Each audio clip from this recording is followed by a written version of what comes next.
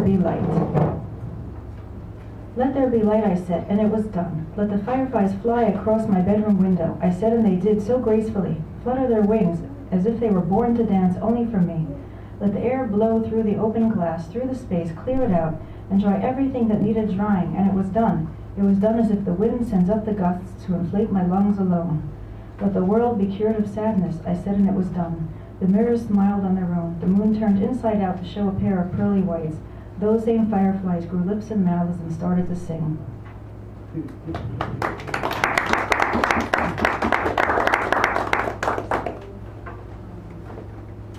This one is now a pregnancy poem that I wrote when I was pregnant with my baby. It's one of the more whimsical pregnancy poems I wrote, and it has to do with a wardrobe issue. Moo-moos at Ross. There is no explanation behind these moo-moos, except they are hung on a rack, not quite in the extra large section or women's section. They say one size. They are one size fits all. There are confused women wandering the aisles at Ross, not sure what fits until they stumble on the moo-moo with its tag that conveys this will definitely fit. One size fits all. You are now one of us.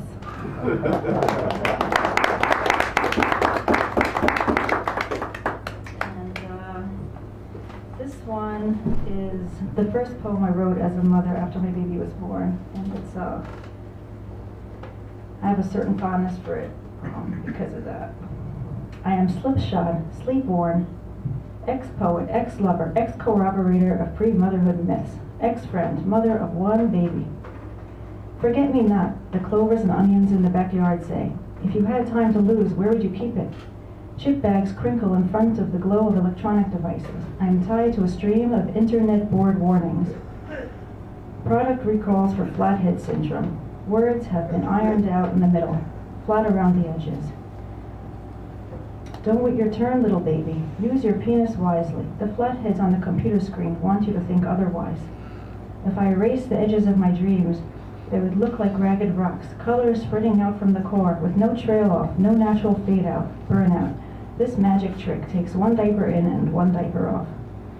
I bleed in doses where I held you, contained you in my belly, hoarded life until you were sliced out of me 5 days early, like a long vacation you want to end because you're just too homesick.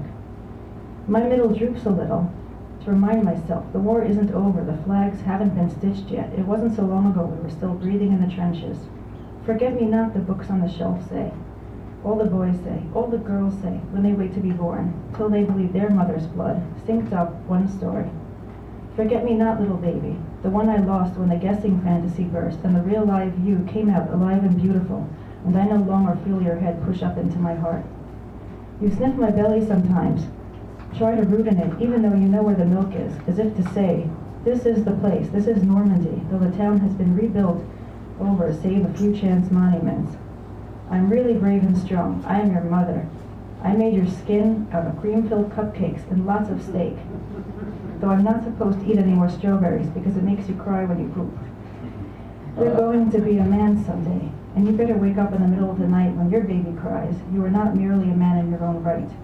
I made your skin out of bananas and milk. I made your blood out of fizzy water, your toenails and fingernails out of cheddar cheese.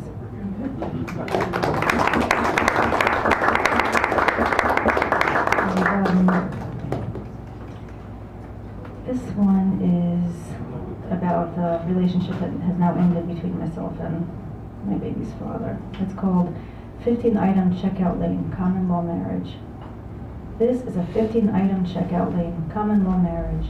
15 items only. Do not send more through, please. I do not need these 15 items to be specific. They can rotate, switch out, one problem for another.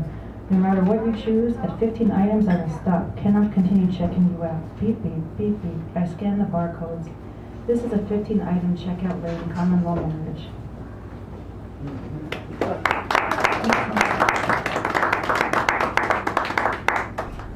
And this one is called This Piece. It's about being a mama now, a single mama. Wake up, breathe, kiss the baby, dress the baby, breathe, make breakfast, read books to the baby, play catch with the baby, drop off the baby, breathe, don't look at the ex.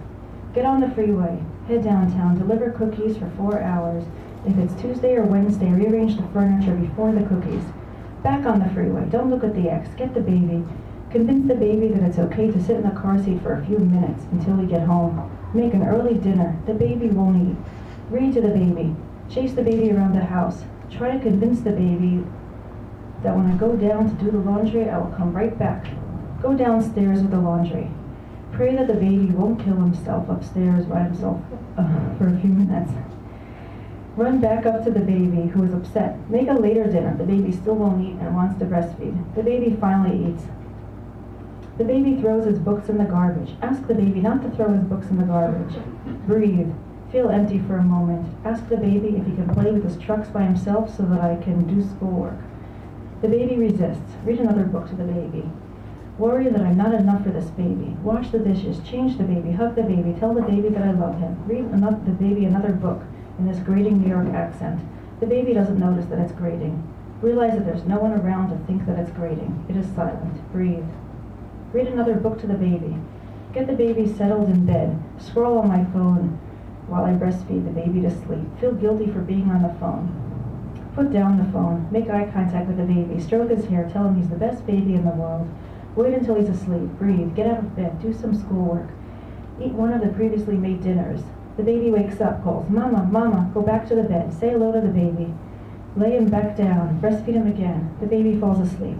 Go back out. Finish the schoolwork. Go back to bed. Fall asleep. The baby cries, Mama, Mama. Roll over towards the baby. Breastfeed. Back to sleep. The baby calls, Mama, Mama. Still dark. Hope he falls back asleep without breastfeeding. The baby gets upset. Show him the moon. Breastfeed the baby. Fall back asleep. Mama, Mama. Still dark. Breastfeed baby. Go back to sleep. Mama, Mama. It's mostly dark. A little line of light draws the line between the sky and the earth. Breastfeed the baby. Go back to sleep. Mama, Mama. It's lighter out. Still muted. Breastfeed the baby. Go back to sleep. Mama, Mama. Check the clock. Very bright. Breastfeed the baby. Kiss the baby. Get out of bed. Breathe. If it's Tuesday or Wednesday, meet in a group for a short while. Talk about some things with one and other things with another. If it's Thursday, I see my shrink. Sometimes I cry in my car. I tell myself, this is just this piece.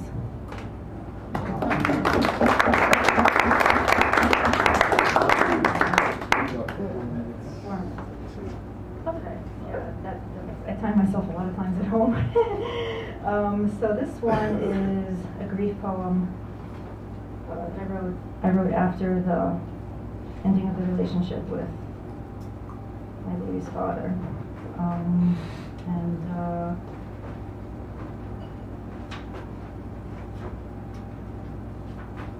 I am grieving.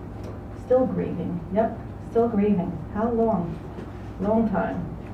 Still grieving. Why? Why bother with the grief? Why the fuck not? Those prostitutes have got nothing on me. They don't grieve like I do. They don't grieve for you like I do. Is it all just grief? Nope, not all grief. There is some sunshine, some lightness. I don't have to worry if I sing off key in the shower. I can sing in whatever fucking key I want. I can sing both loud and soft, both loud and real soft, real soft. I get to laugh to myself about my own jokes. I don't have to worry if they don't make sense. But how much grief? Lots of grief. Lots and lots and lots of grief. So much grief that I get angry, real angry. I get so angry I start to grieve again. How much grief? So much grief I start to laugh. I have to laugh. What am I grieving? I don't even know anymore. The memories are fuzzy.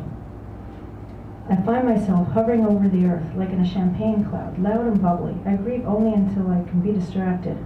There are memories, bright and colorful memories, fragmented memories, things I don't want to remember. So I push away into the champagne bubble. One minute you're supposed to mean something to me, and the next pop, in the champagne bubble. I don't just turn off like you do, and yet you've turned me off, and this I am also grieving. What does the grief do for you? Aren't you tired? I'm tired. I am very, very tired. I am tired, but I have nothing left except for my grief. Must hold on to the grief. Must hold on. No. I let it go. No more grief. Only bunnies and butterflies. And then the grief creeps up on me. The grief knocks on my door, knocks on my heart in the middle of the night. So I recognize the grief. I let it stick around. It keeps me and my baby company. I pull up a chair where it can rest. I give it half the room. I give it half the house if it would leave me alone. I don't want to grieve. I want to smile. Just smile. I want to just feast on life. Feast, feast, feast. Fuck this grief. Fuck this grief. Fuck this fucking grief. There's got to be an app or website to take my grief, to take away my grief. For 30 bucks an hour, griefbegone.com. Some recycling center, they could take it too. Donate it, turn it into plastic lawn chairs and juice bottles. This grief was too heavy for me to stuff down. And last time I left it on the street corner with a sign, free grief. It followed me back home. Oh, grief, good grief. Grief to meet you. Grief and meat. Steak and grief. The grief reaper. Griefy grief. Oh dear grief. Still here, thank God, and thanks for the ball game.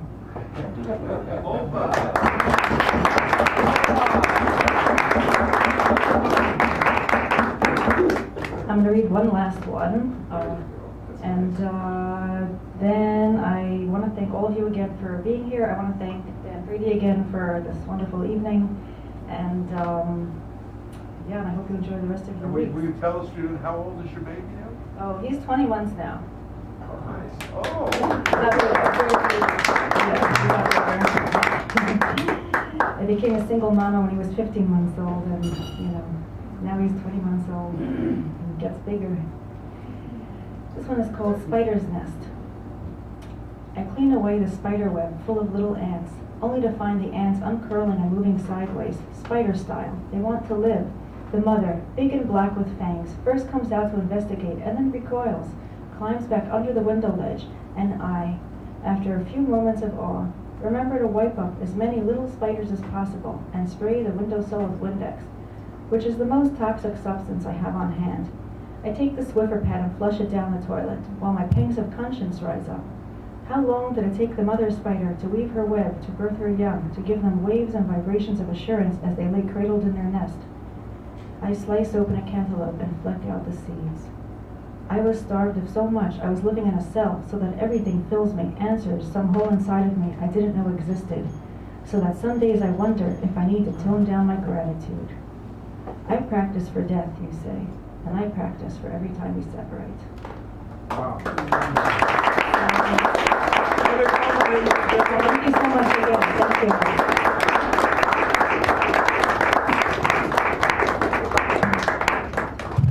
Very nice. So you said you had books here, right? I did. I read books if people want after. Well, you can talk to her at the break or when we're done, because we're going to take a quick break right now for 10 minutes.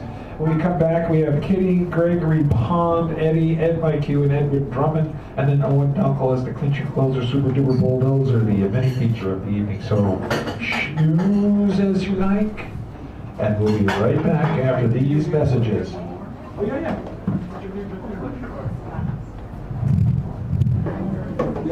Let's go out to the lobby. Oh, and if you want to get on the mailing email list, there's a paper behind the sign-in sheet. Put your email on it. And some people want to do that. Hey, Robert, sit. Pretty well. Let's do it. I put you on as soon as you came in. I heard that I have before, but I had beer. Oh, okay.